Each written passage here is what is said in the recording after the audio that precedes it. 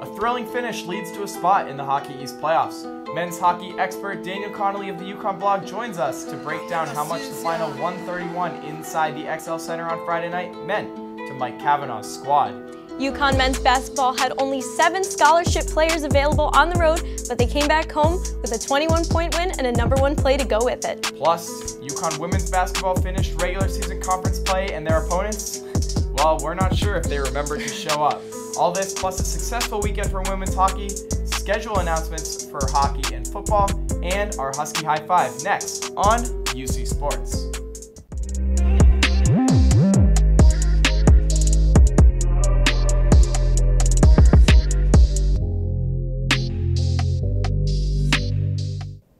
I'm Celia Ryan. And I'm Noam.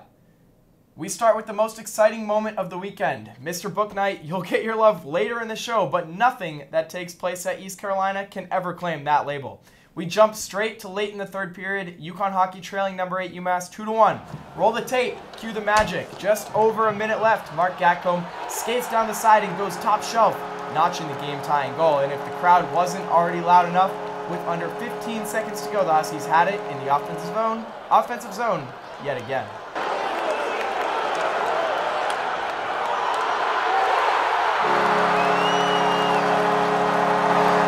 With just 8.7 ticks left, Cale Howarth whacked the rebound in for the game winner, sending 6,666 at the XL Center into a frenzy. I'm joined now by Dan Connolly, beat writer for the UConn blog and a senior here at UConn. Dan, first of all, thank you so much for joining us here tonight.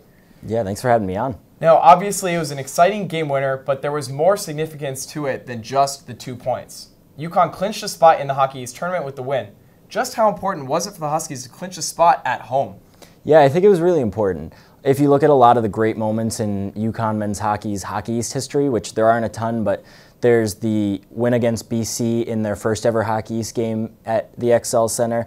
There's the win over BU in the 2017-18 season when they extended their program record win streak to 7 games. Came back from being down 2 goals twice. And those are really the highlight reel moments of the program. If you walk into Mike Cavanaugh's office, those are the only 2 games that he has up there. So the fact that they can win this game at home, I personally wasn't at that game, but from what I heard from other people, they said that that game was right up there with the BC, the BU game. So the fact that they were able to do it at home, have the entire fan base behind them, it's just an incredible moment for the program and hopefully something they'll be able to build on as the season goes on. Now, unfortunately, they weren't able to build on it on Saturday night. They went up to UMass, a game that you were at, and they battled to the end, but fell narrowly 4-3. A win would have given UConn home ice in the quarterfinals, but now, where do they stand? So if the season ended today, they'd still be in 4th place, that last spot for home ice in the Hockey East playoffs. But it's all going to come down to this last game on Friday against UMass Lowell. They're currently in 3rd place, 1 point above UConn.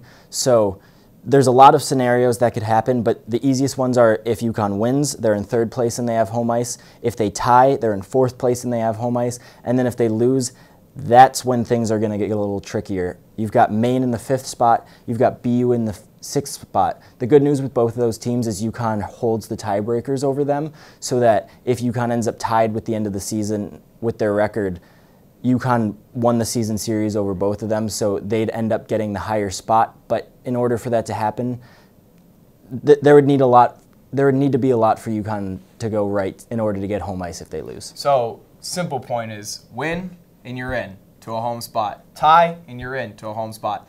Whole lot at stake Friday. Regardless of what happens at Lowell, how deep of a run do you think we can expect from Coach Cavanaugh's squad? Yeah, so I think pretty easily this is the best team in UConn's Hockey East history. If you look at just statistically, they have the most points that they've ever had in Hockey East, and they reached that mark with 3 games left in the season. Just the talent level they have is pretty incredible. I make this comparison to a lot of people, but a guy like Brian Regali, he's a 4th liner for them. He's just kind of a tough grinder type player, but always gets himself in good positions. Not the most talented, but works hard. A couple of years ago, he would have been a 2nd liner, maybe a 3rd liner, but now he's a 4th liner, still contributing, but they just have so much talent in the sophomore class, the freshman class, and even the juniors and seniors have been contributing a lot. So I think realistically, they can make a run and win the Hockey East tournament. But to really set themselves up in that position, they need to get home ice because they still haven't ever won a playoff game in Hockey East. So kind of expecting them to win the Hockey East tournament when they've never done that is a big step, but they definitely have the talent to do it. As we've seen over the last few games, they have the ability to do it. They've been winning games. They've been winning games on the road, at home, late, blowouts. Against ranked teams, too. Exactly. They're doing it against good teams, against quality opponents. So I think it's very realistic for them to make a run to the TD Garden, to even win the conference, and then if you can get into the NCAA tournament, anything can happen there. It is March. Now, Dan, before you go, taking a quick step back, the Huskies have won 7 of 9 in Hockey East play during the stretch run. But things look dire after losing 4 straight at the turn of the calendar year. What's changed since then? Yeah, well, that was a really bad start to the second half for them. They went up to Dartmouth to play in the Ledyard Classic. Didn't really play great against St. Lawrence, who came into the game as the second worst team in the country. They actually played pretty well against Dartmouth, but blew a late lead, lost that game, lost a trophy game, which was pretty disappointing to the team. But Kavanaugh wasn't disappointed in that loss because they played well. But then came the Northeastern game, their first home game of 2020, where they just got outclassed, outmatched, just run ragged off the ice by Northeastern. It just wasn't even close. You could follow that up with a game against Merrimack, who isn't a good team. UConn should have swept the season series against them. They lose that game 6-2. The score doesn't really say how close that game was, but still, UConn did not show up for that one. And then I think you get to the Providence game, the last game of that losing streak, and Providence won, but that was kind of a turning point because UConn played well. Kavanaugh was happy with how the team played. And then once they moved into the next game, I believe it was against Maine at Bridgeport, they gutted out a really tough win. They had to make a comeback for that one. Yeah, and there were no fans in that crowd, so they really had to do it on their own. And from that point, they just, as Coach says, they just played good hockey, and when good things happen, you get rewarded. And that's pretty much the mantra of this team. They obviously have that high-end talent, guys like Vlad Firstov, Ruslan Isakov, but the identity of this program is being a blue-collar program, and that's something that they really lean on, being a grinding team, winning the puck battles, getting into the dirty areas in front of the net to score goals, and that's what they've really done well these last few games. And even the 2 games in Connecticut Ice that they lost 2-1, they were doing those things, they just couldn't get the puck into the back of the net. And honestly, that's just what happens in hockey sometimes. It's a fluky sport. Sometimes it's just a matter of one bounce or the other. So I'm sure you can pick a couple games that they've won in this winning streak that maybe they didn't totally deserve to win in exchange for those games that they lost that they probably deserve to win. It's been quite a season for Coach Cav's squad. Winners of 7 of 9, making a late push towards a home series in the Hockey East playoff. Dan, thank you so much for joining us here on UC Sports. Now, we'll take a quick break, but when we're back, Celia will have the latest from men's basketball.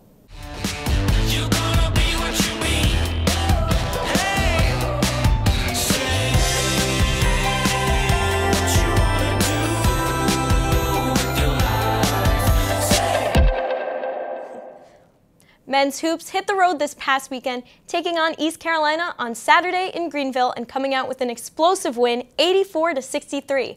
The team was undermanned with only 7 scholarship players active following Sid Wilson's suspension. Vittel led the Huskies to victory over the Pirates with 27 points and 6 boards. Freshman star James Bouknight shined bright yet again, getting his first double-double of his Husky career, while scoring 19 points and 10 rebounds. However, Bouknight seems to have everyone in the nation turning heads with his dunk in the first half. Oof. A seemingly out-of-bounds pass from Gaffney ended up allowing Bouknight to have the windmill dunk of the season. The men host Houston in their final home game of the season, March 5th at Campbell. Not only did Vittel carry the team, but he was American Conference Player of the Week as well. Meanwhile, the women continue to make their American Conference opponents look flat-out silly. On Saturday, the team clobbered Houston 92-40. All 5 starters scored in double figures, led by Megan Walker, who had 21 points and 9 boards. On Wednesday, the Huskies were in Cincinnati, while the Bearcats were nowhere to be found.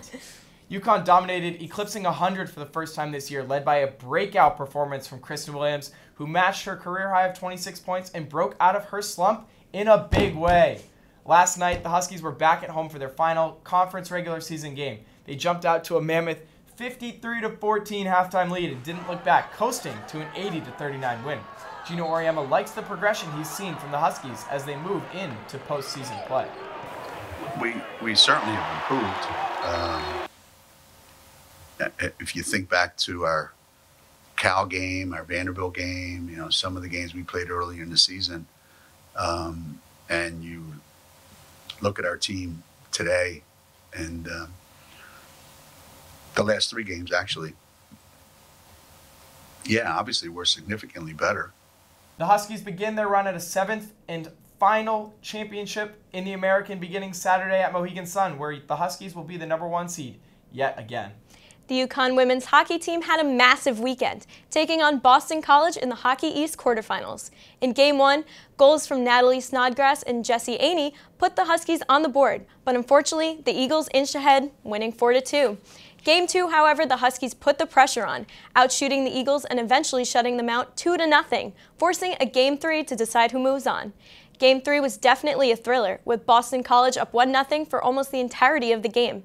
However, Vicky Harkness and Natalie Snodgrass cemented the Huskies' spot in the semifinals with 2 goals in the final 6 minutes. Snodgrass scored her 100th career point, becoming the 5th in program history to accomplish such a feat.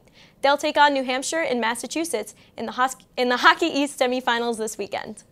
Softball also continued their early season charge out in Sacramento this weekend. The Huskies closed out the Capital Classic with a win over host Sacramento State, where Mary Beth Olson dominated yet again, moving her record to 6-0 with a ridiculous 1.19 ERA. UConn went 3-2 overall on the weekend to move to 11-4 overall. Now they'll head down to Virginia for 5 more this weekend. We'll take a quick break from our team recaps to send it to Jake Ferrari, who's ready with your Husky High 5 plays of the week. What's going on, everyone? Jake Ferrari here with another edition of the Husky High 5. Let's get right into it. At number 5, UConn women's basketball. Crystal Dangerfield and Megan Walker just bullying the poor Houston defender. Megan lays it up and in. UConn blows out Houston. Number 4, Jalen Gaffney with the steal, takes the cookies, goes up with the right. No, sir. He's going up with the left. Look at the jelly from Jalen Gaffney, honoring Sid Wilson. UConn beats UCF by 16. And now, at number 3, women's hockey. In the quarterfinals, Natalie Snodgrass 2 minutes ago scores 5-0 to take the lead. BC would not come back, and UConn is off to the Hockey East semifinals. At number 2, we're staying with hockey, but with the men. 1 minute and a half to go, and Mark Gatcombe ties it up. And then, 8 seconds left, Dirty out in front, puts it in. The Minutemen blow it in the final minute. Number 8 team in the country, no more.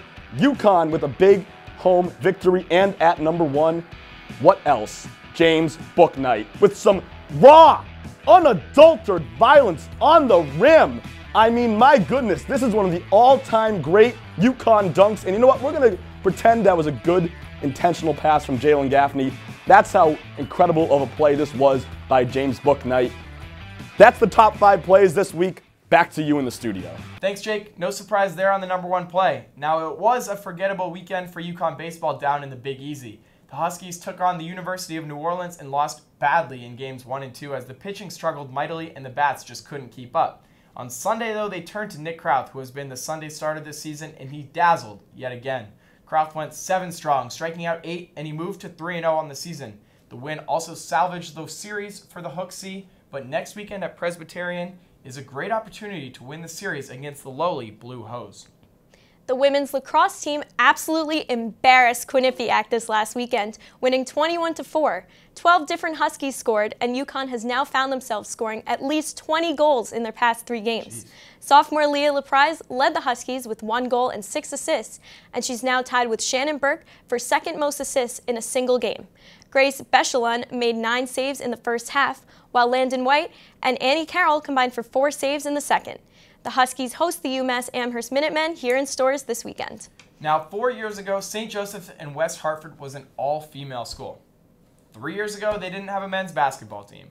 But now, the Blue Jays men's basketball team is headed to the Division III NCAA tournament. Wow. The head coach, none other than the legendary Jim Calhoun.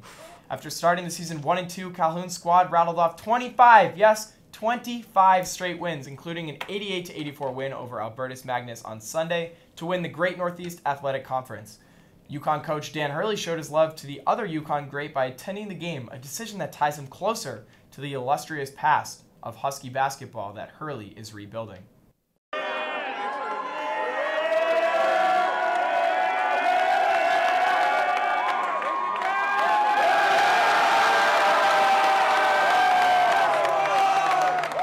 Meanwhile, back within the UConn athletic department, UConn announced schedule updates for football and men's hockey, and these are some good ones. The football team continues to build a strong schedule for years to come, as they scheduled a 2025 game at the Horseshoe against Ohio State. The Buckeyes will pay UConn nearly $2 million for that contest, but to me, that sounds a lot better than playing at Tulsa in front of nobody, no matter what the final score is.